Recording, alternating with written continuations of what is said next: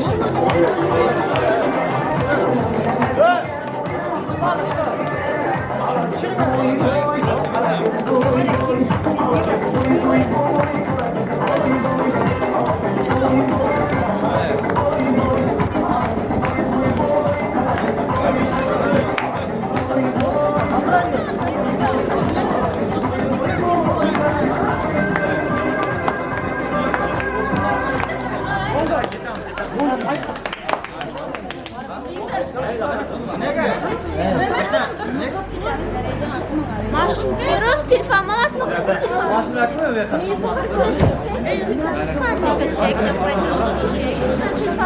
İholka çok muydu? İholka çok muydu? Dinlez miyiz? Ay çiçeği. Ama burada. Maşına gidince var mı? Şey kömür var demek olmuyor.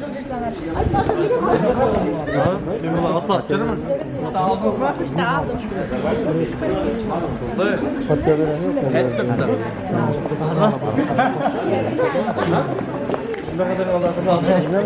Maşınlar hoş koydu da çok güzel. Bırak mı? Niye kara kara? Aha bir He açta. He. Helikopter yakında. olsun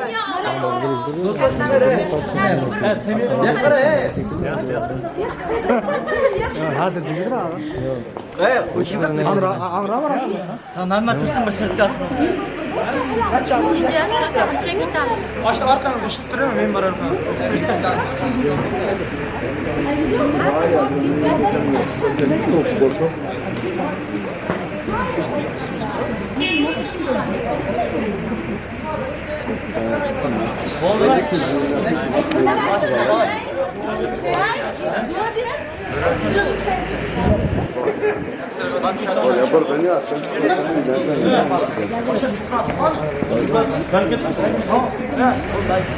Açta şunu he. Sen kara.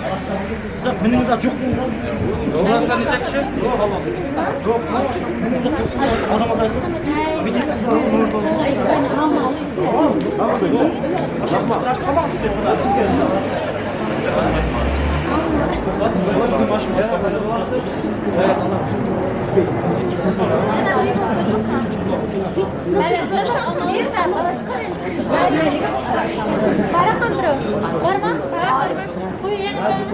Ama mesela gelin.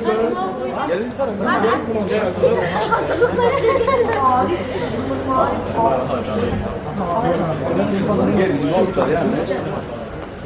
Yaman yok şimdi. Yaman passiyor ya. Okey, koytunlar, mıylardan vakit ya olmalı. Az bir oraya da ben.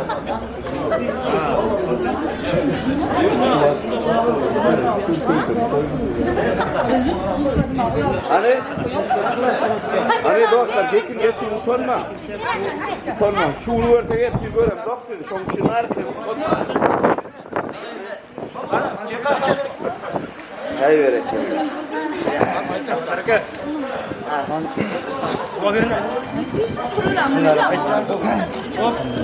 sakinlik.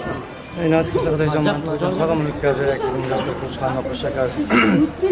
Nasip olsa ne niyetli kılımız sizlere geçiyor. Nasip olsa bir kelime indiğiniz nasip olsa hiç tüylerle oturacak. Yaşlar var. Kimin var? Yıkıl. Yaşar Kuşa karşısında nasipse bağıt olsun, demek niyet olsun niyet aç. Ne bu?